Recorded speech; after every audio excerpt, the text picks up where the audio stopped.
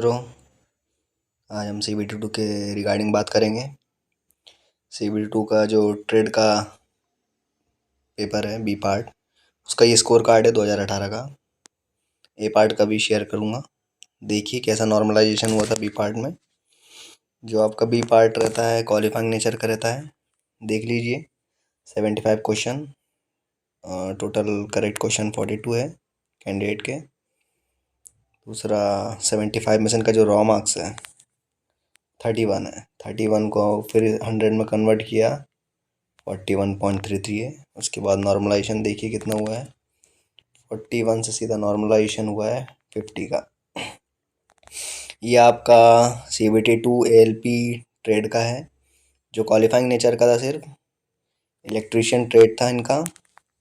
आप देख सकते हैं कि इसमें भी नॉर्मलाइजेशन हुआ था। कई लड़कों का नॉर्मलाइजेशन बहुत कम भी हुआ था, इनका थोड़ा ठीक हुआ है 9 नंबर।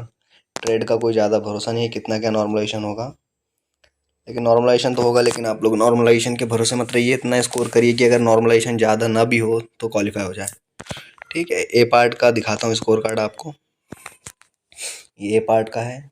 नॉर्मलाइज स्कोर कार्ड ये मेरा है। 76 था मेरा ट्रेड मैकेनिकल डीजल था।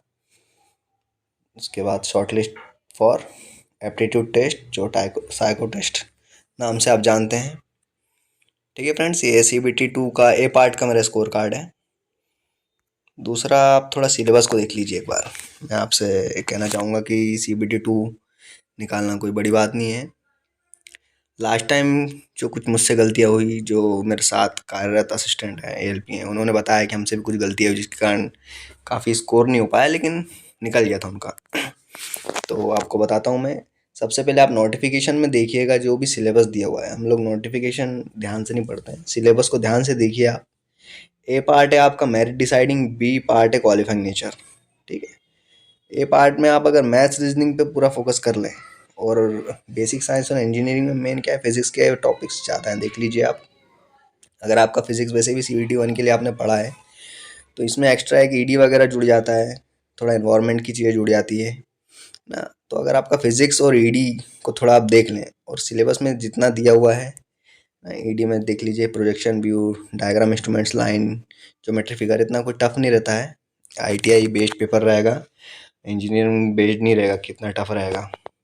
ठीक है, मैथ्स रीजनिंग अगर आपका अच्छा है, आपका फिजिक्स ठीक है, तो CBT 2 का ए पार्ट आराम से निकल जाएगा आपका। दिक्कत होगी बी पार्ट में। बी पार्ट में ये है कि कई लोग, लास्ट टाइम बता चुका हूँ मैं पहले भी, ए पार्ट में उनका अप्रॉक्सीमेट 80 के अप्रॉक्स उनका स्कोर था, लेकिन बी पार्ट उनका क्वालिफाई नहीं हो पाया था। जो भी मिनिमम मार्क्स है बी पार्ट का वो नहीं आया था, जिसके कारण वो डिस्क्वालीफाई हो गए थे। तो बी पार्ट पे ज़्यादा ध्यान दीजिए। उसके लिए आप ITI की बुक ले लीजिए, किसी भी मित्र से आपके जो ITI कर रहे हो, या तो काफ़ी बुक्स अब तो आ गई हैं जो प्रीवियस ईयर क्वेश्चन बेस्ड है। जो भी रिसेंट जो भी एग्ज़ाम में हुई है टेक्निकल ITI बेस्ड, उसके क्वेश्चन उसमें रहते हैं। अगर आप वो भी पढ़ लेंगे तो टेक्निकल आपका निकल जाएगा। लेकिन टेक्निकल को अच्छे से पढ़िएगा, क्योंकि नेगेटिव मार्किंग है, तुक्के लगाने से कोई फ़ायदा नहीं है। एक्यूरेसी पे ध्यान दीजिएगा। दूसरा ये दिक्कत होती है CBT 2 में, ज़्यादा क्वेश्चंस अटैम्प्ट करने के चक्कर में हम जो सरल सरल क्वेश्चन रहते हैं उनमें भी कुछ गलतियां कर देते हैं, जिसके कारण होता है कि नेगेटिव मार्किंग होकर मार्क्स कम आ जाते हैं हमारे। तो जो अपना CBT 2 का टेक्निकल पार्ट है, बी पार्ट है, उसको ध्यान दीजिएगा अपना। 75 रहेगा, 75 क्वेश्चन रहेंगे। अपने को क्वालिफाई नेचर का है, उसमें तो बिल्कुल तुक्के लगाना ही नहीं है, जो आता है वही करिए। नॉर्मलाइजेशन का ज़्यादा भरोसा नहीं है। टेक्निकल में लास्ट टाइम कुछ लोगों का बहुत कम हुआ था, इसलिए जो जितने परसेंटेज मार्क्स हमको उसमें लाने हैं उसके ऊपर आप कर लीजिएगा स्कोर। बाकी इतना कोई टेक्निकल पेपर टफ रहता नहीं है। 35% रहता है इसमें। बी पार्ट क्वालिफाई नेचर का है ना ब्रदर। दूसरा, नॉर्मलाइजेशन तो बी पार्ट में हुआ है, दिखा चुका हूँ मैं, 9 नंबर हुआ, लेकिन कुछ लोगों का कम हुआ था। इसमें ध्यान दीजिएगा आप लोगों ने। ये बार बार इसलिए बोल रहा हूँ कि कई लोग उसमें रह गए थे, बहुत कम नॉर्मलाइजेशन हुआ था। खैर DV का है, हम लोगों का जब DV में आ गया था शॉर्ट लिस्टेड, यस और नो आता है लोगों का। ठीक है ब्रदर। दूसरी है CBT 1 के कुछ मेरे मित्र के स्कोर कार्ड और मुझे प्राप्त हुए, तो मैंने सोचा आपसे शेयर कर लूँ। इनका नॉर्मलाइजेशन देख लीजिए। ये ALP 2018 CBT 1 का स्कोर कार्ड है। 75 में से इनका स्कोर था 24.3। उसको 100 में कन्वर्ट किया 32। अब इनका नॉर्मलाइजेशन देखिए CBT 1 में कितना हुआ था, 43.9 अप्रॉक्स, मतलब 32 से सीधा 43 पहुंच गया इनका, मतलब 11 अंक के अप्रॉक्स इनका नॉर्मलाइजेशन हुआ था CBT 1 में। मैंने इसके पहले वीडियो डाला था, उसमें कई स्कोर कार्ड थे, आपने देखा कि 6, 8, 9, 10, 11, 11 तक अंक का नॉर्मलाइजेशन हुआ है। इसलिए मैं कहता हूँ कि कम नंबर भी है, लेकिन अगर आपका टफ शिफ्ट में बैठे हैं तो आप CBT 2 की तैयारी करिए। कई लोगों को कट ऑफ का डाउट रहता है काफ़ी, कट ऑफ के बारे में मैं बता चुका हूँ, एक और बार बता दूंगा, थोड़ी क्लियरिटी आ जाएगी। ये भी एक स्कोर कार्ड है, CBT 1 का ही है, भी 2018 ALP का। देख लीजिए, इस 75 में से भाई साहब के 27 नंबर थे, 100 में कन्वर्ट करा 36 हुआ। अब इनका नॉर्मलाइजेशन देखिए, 36 से कितना हो गया है, 45। नॉर्मलाइजेशन देखिए आप कितना हो रहा है, 9 अंक के अप्रॉक्स इनका नॉर्मलाइजेशन हुआ है। ठीक है ब्रदर, ये एक अनुमानित कट ऑफ है भाई, मैं तो भगवान नहीं हूँ कि मैं ALP हूँ तो हर चीज़ जानता हूँ। थोड़ा जो एग्ज़ाम दिया था हमने इस बार, जैसे देख रहे हैं पेपर वगैरह, आप टफ शिफ्ट में अगर बैठे हैं, आपके नंबर अनरिजर्व में 43, 44 के आसपास है, तो आप बेझिझक तैयारी करिए। OBC में आपके 38 हैं, 37 भी हैं, है ना। टफ शिफ्ट है आपका, तो आप CBT 2 की तैयारी करिए। और अगर आपकी पेपर इजी शिफ्ट थी तो या कम से कम आपका 45 अप्रॉक्स 44 होना चाहिए। लास्ट टाइम क्या हुआ था कि कट ऑफ रिड्यूस कर दिया था, इस बार ऐसा 15 गुना को लेना है, तो इतना कट ऑफ कम जाएगा नहीं लास्ट टाइम जैसा। EWS का 36 है, अगर टफ शिफ्ट में है तो आप डेफिनेटली आगे की करिए तैयारी। 43 है और नॉर्मल शिफ्ट है, आपका इजी शिफ्ट है तो आप CBT 2 का करिए। SC का 32 to 38 है और ST का 28 to 34। ये वेरिएशन इसलिए है, वही हर जोन का, हर बोर्ड का कट ऑफ अप डाउन रहता है, और शिफ्ट का बहुत मैटर करेगा किस शिफ्ट में आप बैठे हैं। आप सपोज करिए आप सबसे टफ शिफ्ट में बैठे हैं, आपका 11 नंबर का नॉर्मलाइजेशन हो जाएगा, आपका 100 में कन्वर्ट करने के बाद 50 से 60, 61 हो गया, तो आराम से आपका निकल जाएगा। आप किसी किसी का नॉर्मलाइजेशन 1-2 अंक होगा, जैसे मैंने दिखाया था मेरा CBT 1 में मेरा 2 अंक का नॉर्मलाइजेशन हुआ था सिर्फ। तो नॉर्मलाइजेशन के हिसाब से कट ऑफ है आपका। अगर सरल शिफ्ट में हो तो आप कट ऑफ इसके अकॉर्डिंग है, तो आप तैयारी करिए। दूसरी चीज़ ये, कई लोग वेट कर रहे हैं कि रिजल्ट आएगा हम तैयारी करेंगे, और जो लोग पहले से सीरियस है उन लोगों की तो तैयारी ऑलरेडी हो गई होगी और वो तो बस रिवीजन कर रहे होंगे। जो लोग रिजल्ट का वेट कर रहे हैं कि हम रिजल्ट आएगा फिर पढ़ेंगे, उनका निकलना नहीं है पेपर। आप लोग अभी भी समय है, अभी भी प्रिपरेशन करिए। अगर ज़्यादा समय नहीं है, आपको लगता है अभी हम ज़्यादा तैयारी नहीं है, CBT 1 में थोड़ा ठीक ठाक स्कोर हो रहा है, तो आप CBT 2 के लिए ये करिए कि आप मैथ्स रीजनिंग पे ज़्यादा फोकस करिए। फिजिक्स के जो टॉपिक है उसमें न्यूमेरिकल वगैरह नॉर्मल फार्मूले बेस्ड न्यूमेरिकल रहते हैं, इतना कोई टफ नहीं रहता है।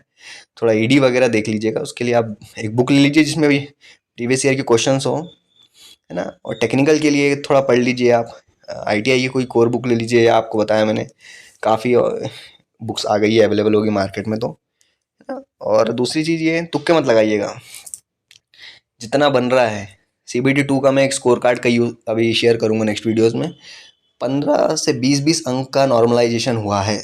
अगर 100 में से आपके 55-60 अटेंड हो रहे हैं, आपको लग रहा है पेपर टफ है, बिल्कुल तुक्के लगाने की ज़रूरत नहीं है। लास्ट टाइम यही हुआ था, कम अटेंड होने के कारण कुछ कैंडिडेट्स सोचा कि कितने नंबर में तो होगा नहीं, तो उन्होंने कोशिश की ज़्यादा करने की, जिसके कारण नेगेटिव हो गया है। एक ही चीज़ कहूँगा, तुक्के ज़्यादा मत लगाइएगा। 1/3 की माइनस मार्किंग है, तुक्के नहीं चलने वाले। 1/3 में आप बहुत डाउनफॉल हो जाओगे, जो सही क्वेश्चन है उसको भी बिगाड़ बैठोगे।